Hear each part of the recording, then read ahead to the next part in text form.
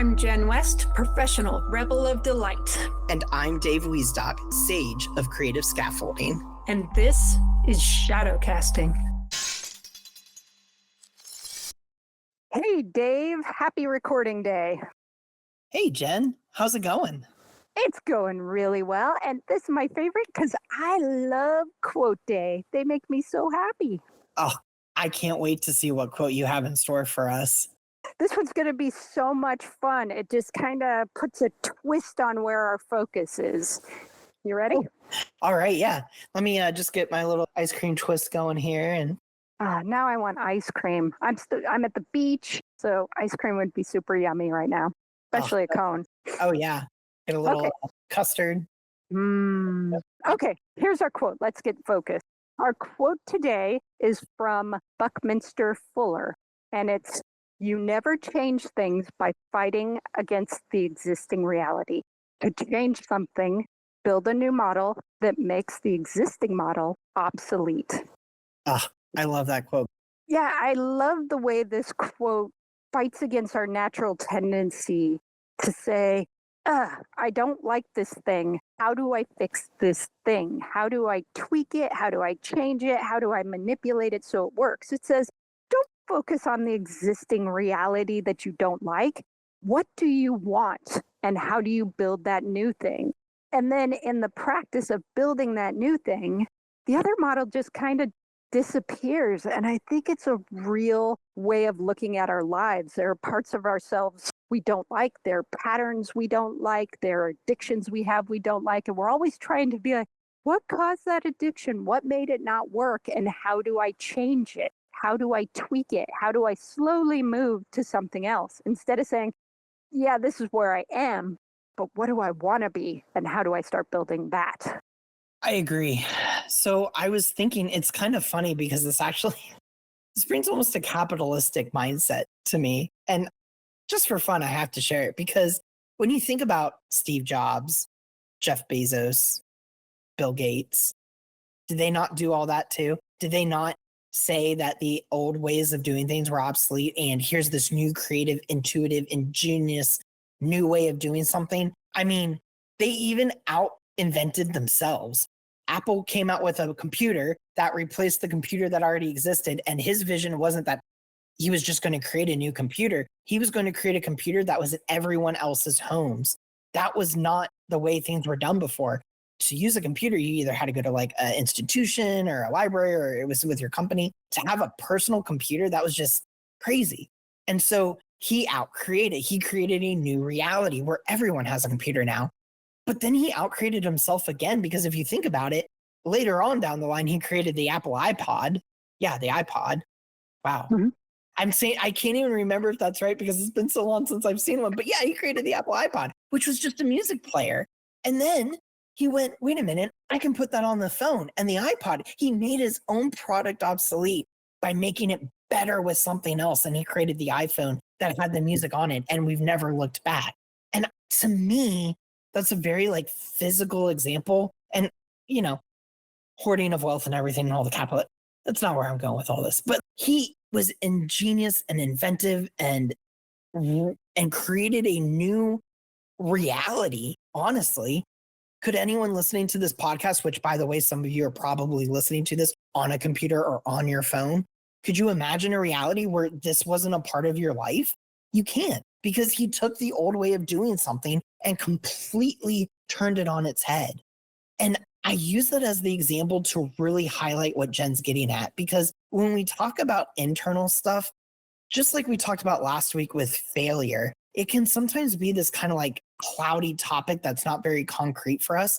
So when we're looking at something that we're trying to, when there's something in our existing reality that isn't where we want to be or how we want to act, you want it to be so pivotal of a change that you're creating that your new reality doesn't recognize the old one. That's what I'm trying to get at.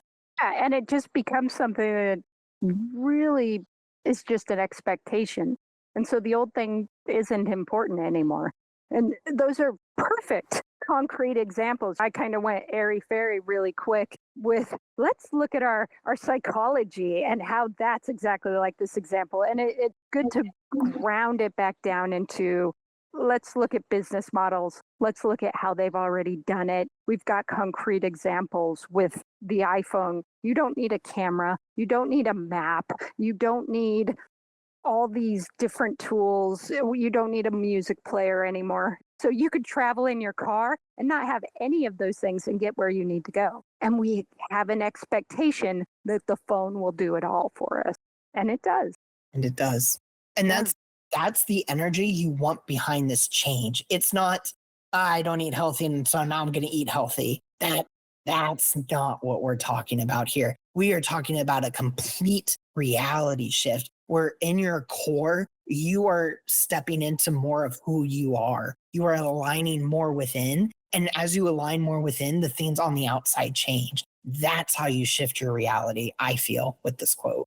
100%. If you are focusing on the outcome, you're looking at the wrong place and you're probably going to fail because the same mechanisms inside you are going to like make the old outcome happen over and over and over. Yeah.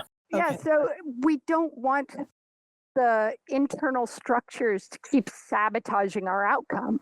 And the only way to change the outcome is to change the internal structures inside of ourselves. And that's basically what all of shadow casting is about. It's remapping the quality of our character, looking at our character and making conscious decisions of what we want to practice and how we want to be. And in doing that, that is the creating a new model that makes the old one obsolete. You just stop thinking the same way. You stop wanting the old things. That's what this is all about. This quote, although meant for the world and external stuff, is actually it's a very high quality tool for changing yourself and your own reality. Yeah. Well, and any system or structure that's in the outside world, quote unquote, is just a representation of what's happening on the inside, whether that's within its own people or within our own selves. So it's all connected. It's all connected. I thought since this is a quote podcast and this tends to be one of our shorter ones, I'd use a really simple, concrete example just to highlight this on a more personal level rather than a business level. And what comes to mind for me is what I already jokingly brought up a few minutes ago, which is this idea of trying to lose weight, for example. This is a huge, huge struggle for me. It was a huge struggle for me because I was in the failure. I would go, I want to lose weight. I'm going to do this diet. I try the diet for a day, 2 days, 2 weeks, yo-yo, whatever. And it wouldn't work. And then I would try Noom because Noom would do this ad and say, hey, have you yo-yo dieted? Try us. And so I would just try all these different external ways, all these already existing realities of how to change my diet, of how to be healthier. And the problem is I was using my old way of thinking as well. There's this quote that I'm going to paraphrase, which is basically your mind can't think you out of the solutions that it created the problems of. I can't quite remember the quote, but it's something along those lines. In other words, the way that you got into where you are in your current reality isn't going to be the behaviors, mindset, and solutions that are going to get you out of that reality, because anything you're currently doing is already just reinforcing where you already are. And so this idea then becomes, if you want to lose the weight, if you want to be healthier, if you want to exercise, it kind of goes back to one of our very first podcasts, Thought, Words, and Actions. You have to focus on the internal, your thoughts and your words. You have to begin to notice your behaviors. You have to become curious, like we were talking about with our failure podcasts. You have to shift. And it's not something that is always so measurable and demonstrable. Sometimes it's just these internal little things that change over time. And that's another important part of this, is that Steve Jobs didn't build the iPhone in a day. He didn't build the Apple computer in a day. You're not going to lose all the weight that you've gained in a day. You're not going to change all your behaviors in a day. And so you have to have patience with yourself. You have to be in the play. You have to be sincere. You need to go into that kind of growth mindset and shift where your thinking is. And all these little things begin to build that new reality to the point where your original goal then becomes the byproduct of all these little changes.